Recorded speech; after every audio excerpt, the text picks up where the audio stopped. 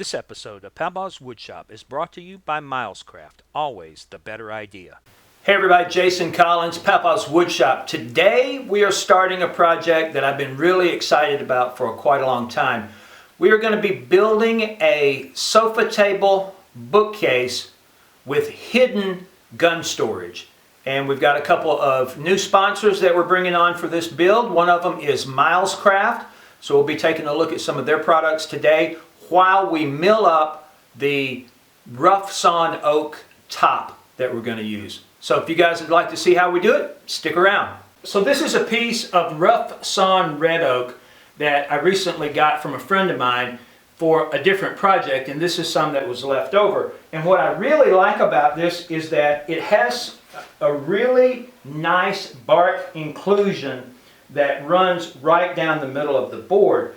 And what I want to do is I want to take the piece that we're going to use, I want to take it out of this center section and then mill it up and bookmark it so that when I put the table together, it has these two bark inclusions, and we're going to fill that with some epoxy and some gold flake stuff to make a really nice aesthetic feature in this piece of red oak. So we're going to go ahead and measure this out. We know that the table that we're building is going to be a little more than 5 feet long. So we're going to take about 6 feet, and we're going to lay our tape down. We're going to take about 6 feet out of this so that this bark inclusion winds up being in about the center of our piece. So I think if we take from here down to about right here, we should be good.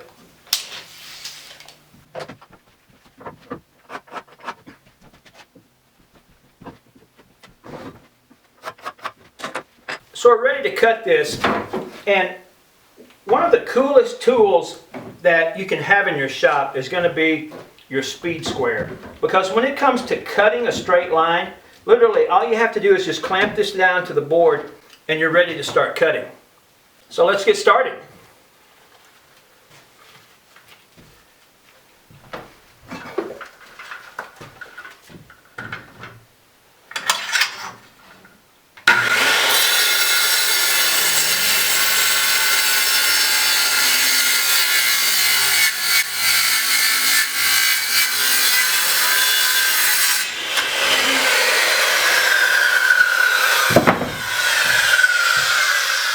One down and one to go.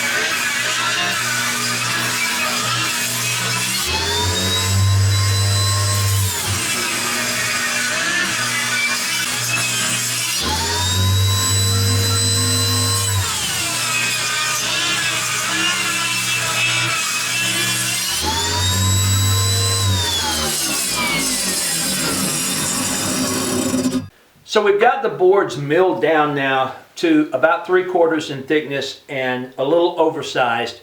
But what I want to start doing now is I want to start using epoxy and filling in some of these holes.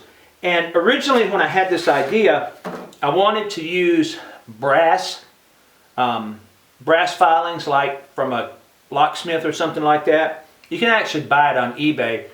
But what I wound up getting is this stuff from Hobby Lobby, and it's called embossing powder. And I looked online and read some of the stuff in the forums, and several people said that they had used this for filling in spots in wood. So we're going to give it a try and see how it works out. And I actually just have some regular 30-minute epoxy. We're going to mix that up, put some of the gold in with it, and then we're going to fill in this cavity right here. So let's get going.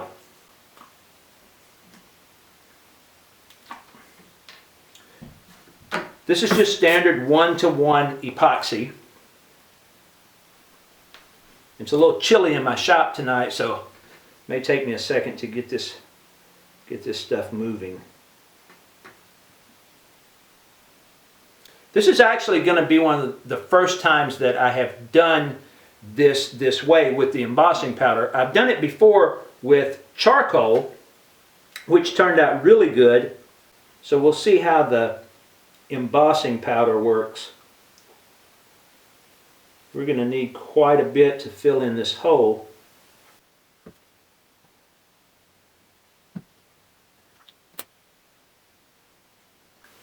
We'll start with that and see how it goes.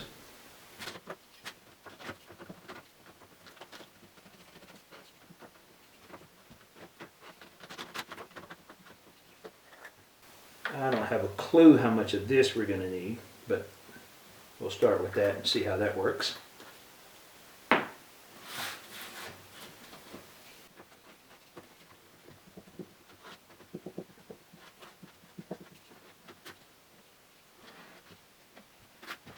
When you're using epoxy to fill in voids in wood like this, you really have to make sure that the void doesn't go all the way through to the other side of the wood, because if it does, then you have to take steps, use some painter's tape or something like that to cover the back of it. Otherwise the epoxy will run right out. I learned that lesson on the farmhouse table build that we just got finished with. We did a bar top epoxy coating on that table, and it actually, the finish actually flowed through wormholes in the wood and came through on the other side.